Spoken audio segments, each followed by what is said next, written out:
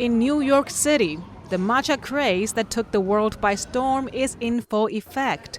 Matcha devotees form long lines at a local hotspot.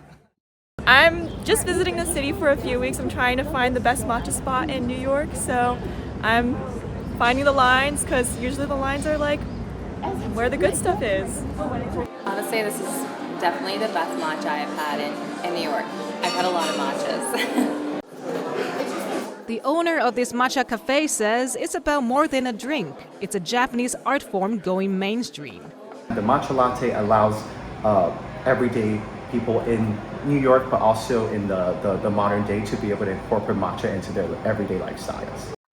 However, in Uji, the birthplace of matcha just south of Kyoto, the trend is putting pressure on a market and tradition dating back to the 12th century. Last year, raw matcha leaf was already 2.7 to 3 times higher than the year before.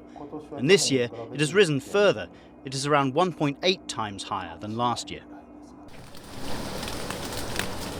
Despite owning its tea fields, this 3 centuries-old company says that it now has to buy from other sources to meet demand. Meanwhile, purists are questioning the evolving ways matcha is consumed.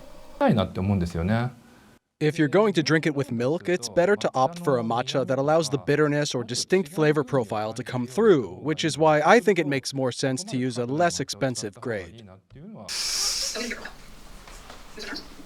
For tea grandmaster Yamada Shohen, matcha is central to a ceremony meant to elevate the body and spirit. But not everyone sees the matcha trend as a break with tradition. His daughter, the school's next generation successor, sees an opportunity instead. I'm generally happy to see the growing interest in matcha around the world. But at the same time, many people know matcha as a product, but not necessarily the culture behind it. I see this global trend as a great opportunity for them to actually get to know Japanese culture and also like deeper understanding of the aesthetics. The tea ceremony school successor says she's developing a matcha powder made specifically for lattes. She's part of a shift that is playing out in Japan and the rest of the globe. In New York, the cafe is adding matcha drinks without dairy and sugar to its menu, a nod back to the traditional way of drinking it.